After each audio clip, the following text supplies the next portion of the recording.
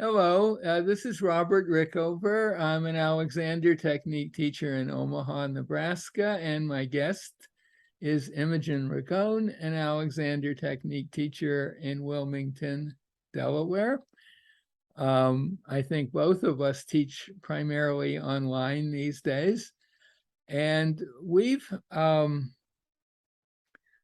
having a number of discussions about what I guess you could call the interface between thinking and doing, or thinking using a direction and how to make that direction the most effective possible. Or perhaps we could frame it as using inhibition and making that as effective as possible.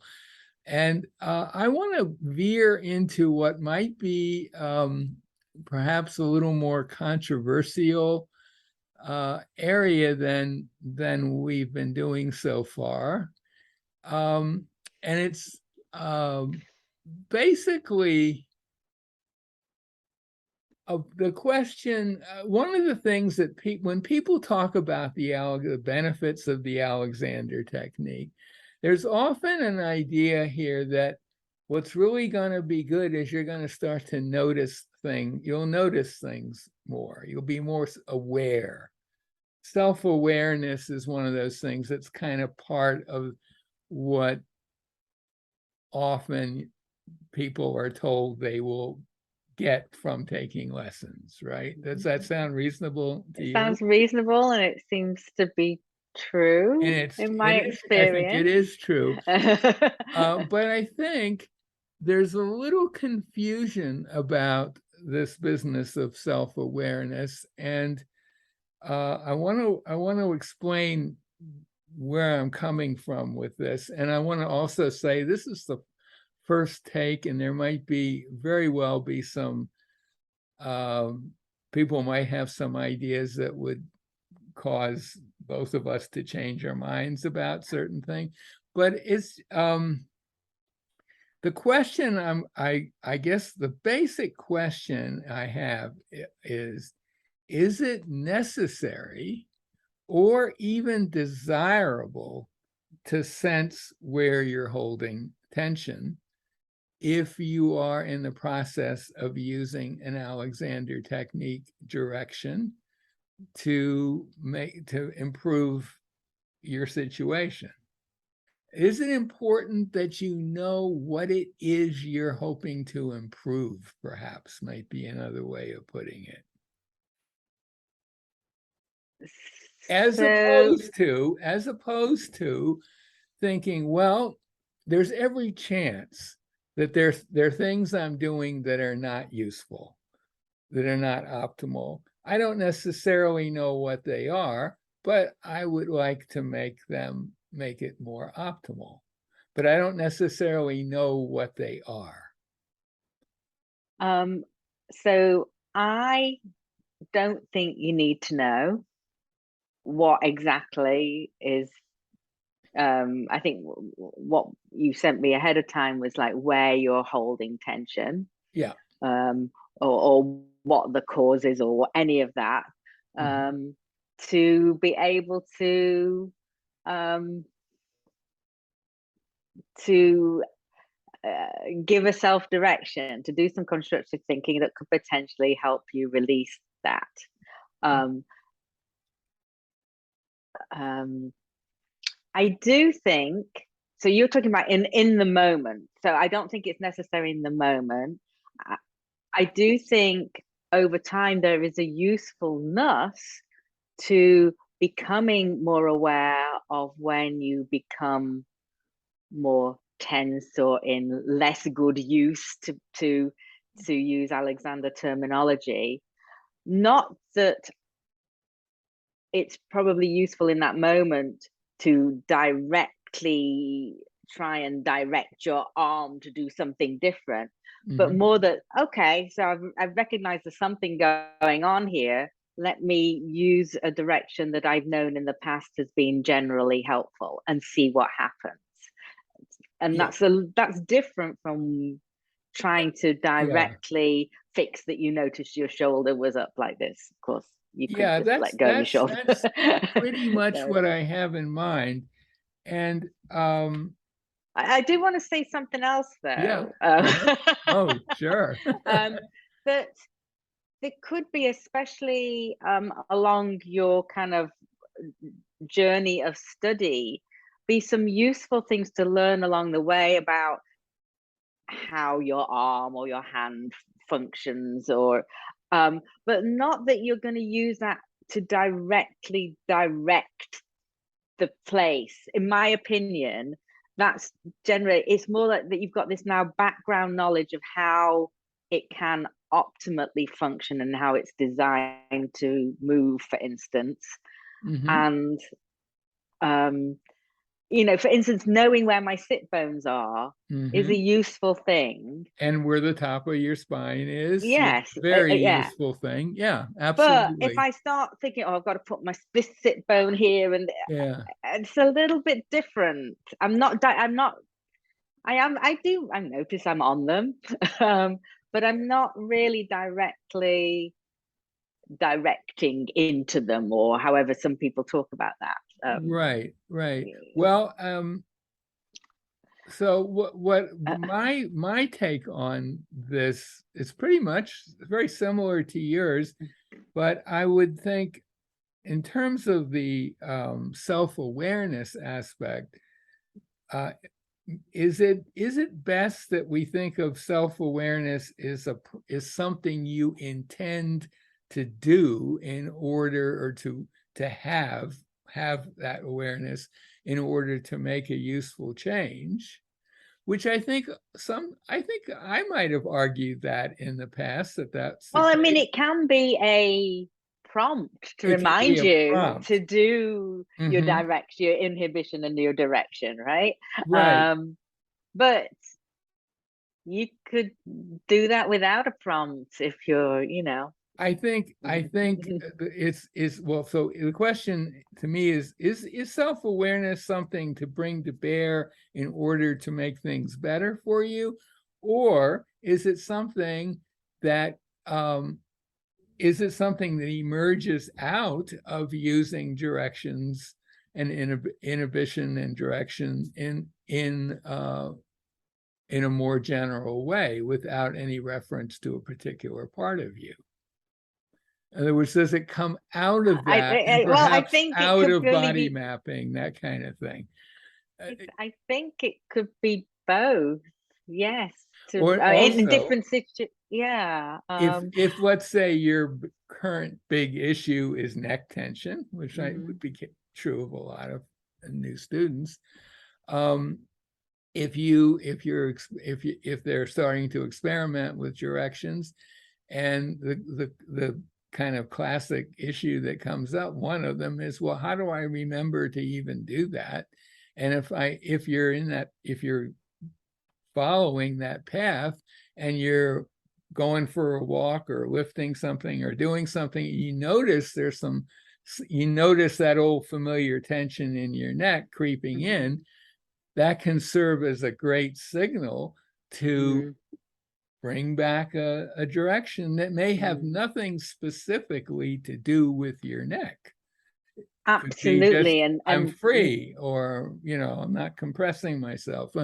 Those sorts of directions. and I don't think I'm unique in that for me, and neck tension was my main There, issue, not just a subordinate issue, my it was main it. thing. Yeah, I say was, it still can be, but in a very different way from when I first started lessons. right. Um, but for really, for the most part, if not 100%, trying to direct specifically around this area was completely counterproductive.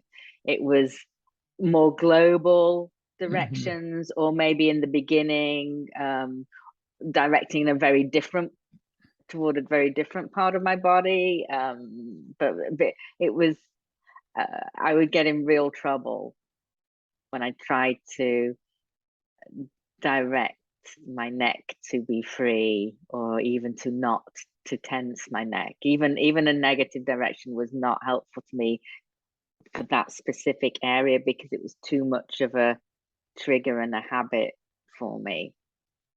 And global Right. directions were really helpful. And I think the argument I'm wanting to make, at least tentatively, is having a specific piece of tension in mind when you're self-directing carries with it a great danger, which is that you're going to be in the moment kind of interested in what happens to that pain or discomfort And of issue. course, if that's a really area of concern, great concern for you, it'd be really hard not to use that as even a sort of barometer of how you're doing, Exactly. and that can be really tricky. Because it takes you away from the direction. Yeah. That's the problem. It's if you're really focused, if you're really interested in what's going on with your neck, and that's why you're even taking Alexander lessons in the first place. And so you're using a self-direction, even if it's not a self-direction that's specifically pointing to the neck, even if it's a more general one, there's a part of you that's very likely to be, wow, what's going on with my neck? I just want to check in briefly. I know I'm not supposed to do anything, but that checking in is a kind of a doing. It is, and it's something I've had to work with a lot because my habit was to be constantly checking my neck before Alexander and after I started Alexander, to see, and there's tension in the checking, let's put it like that, which is, Right. yeah. And so that's kind of my basic point. I'm not sure. I think it's a little unclear when you read teachers' descriptions of the Alexander technique and how it can help you and so on, like going on their website and just seeing what teachers say about it. There seems like there's often an implication that we're going to help you become more self-aware so that you can better able to improve things. And I think that's a little tricky. In principle, it sounds great, but I think in practice, until someone's become really good at thinking using self-directions with absolutely no doing attached to them of any kind, including just checking in, how's it working, during experiments that you do, that danger kind of outweighs the whatever advantages of the specific self-awareness that you might want to cultivate. I think you'll get that self-awareness for But I think sure. that statement is true. Mm-hmm. And I can see what you're saying about it can be a pitfall if people try to do what the statement is And saying. we've Yeah. we've had other talks, and I've quoted all the great teachers, the FM, of course, and then pretty much all the second generation teachers specifically address this. I think the strongest version of it comes from Marjorie Barlow, Alexander's niece, and she addresses it very forcefully in her book. Can't think. Oh, Uh, an unexa an Examined unexamined life, life. an examined life, Examined not life, yeah. yeah, Where yeah. she says, well, the temptation to just help out a little bit, you think, just a little bit's not going to hurt things. And she says, nope, not even a teeny weeny bit. Those are her words. Hmm. You want to strive for just put out the direction, just the thought. Stuff may happen. You may sort of notice it out of the corner of your mind, but you don't want to get drawn into it. Yeah, It yeah, it's yeah, yeah. it's a dead end. It's a dead end. And I've heard all kinds of teachers describe this in different ways. Bill Conable, who's like the sort of, I guess, the father, co-parent Body of mapping. body mapping. I remember him once saying he was working with a student in a group and they were suddenly noticing a nice, useful change. And he said, now this is a dangerous moment, very Mm. dangerous moment, because, oh, this is something that I've been concerned about has improved. And it's really hard for me to not get sucked into focusing on that. Wow, Mhm, look at that. My mm, ankles are mm. free now and they weren't before, or whatever it is. Yeah, yeah. So, I think the other side of it is that I've seen some things written to the effect that, when you notice that something is happening, then you know how to inhibit that and that, direct in a way. So we already addressed that, but I don't think you need to know. Sometimes we just know something's a bit off, but I don't know exactly where that is. Right? We can tell that we're not as at ease as we would wish. We're not as sure. in as good use as we would wish. But there's nothing specifically that's coming to our attention. And I think in a way that's easier to deal with because you don't Yeah, I get think sucked it's, into. But you absolutely don't need to know the specifics to be able to help yourself in the moment. and sometime, I mean, there's some specific examples where it can really pay not to get feedback um, from your direction. So, for example, I've one a direction that can be very helpful to a lot of people is something like I'm not breathing, or my breathing is free, or that sort of thing. Mm-hmm. And if you're just sitting quietly or lying down, often your breathing will make a fairly dramatic change that you'll notice, and then you have this problem we're talking about. So for students like that, I sometimes suggest try that, using that direction when you're in a more in an actual activity where parts of your body are moving, like walking or running or So climbing there's other stairs, things that you're paying attention to, that not are just going to the. swamp the other, and use that direction. My breathing is free in a situation where you're not likely, although some people, they're good at doing that even in those, but Mhm. for, I'd say, most students, if they're using a direction like I'm free, my breathing's free when they're walking or running or doing a more rigorous activity, uh, they will notice other things happening, perhaps when they think about their breathing, but they're not necessarily noticing the dramatic change that's happening in their breathing, because it's swamped by arm and leg movements and Mm, heart mm. beating faster and all the rest of it.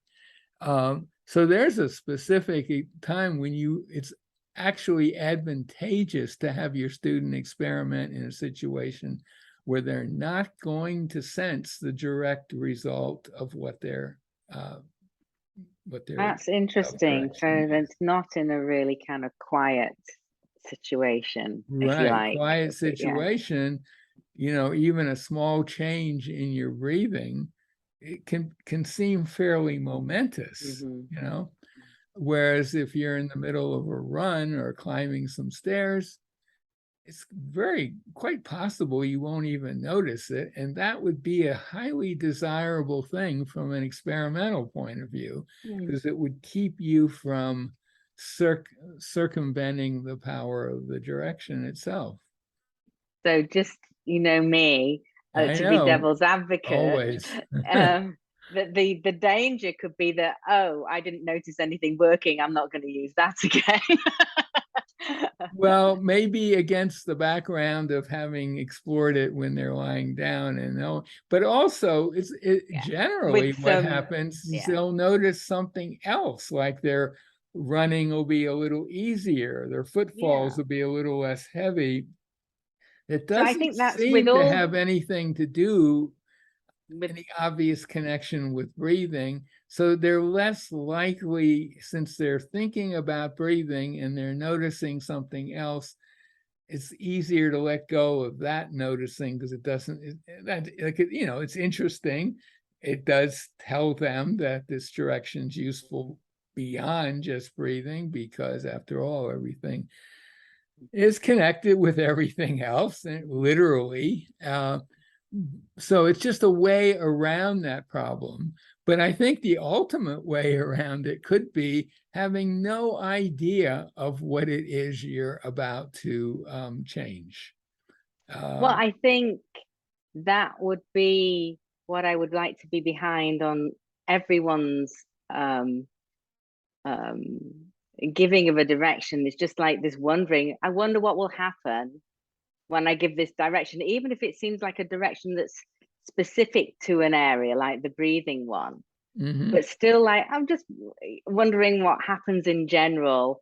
And also that you don't have to notice anything.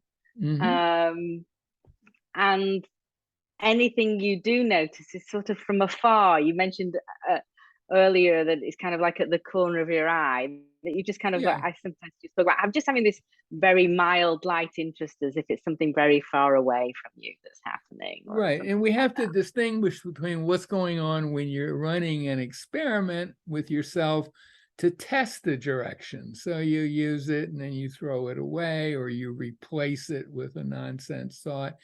And a lot, I'd say the majority, not everybody, but the majority of students can play with that right away and notice a that. difference.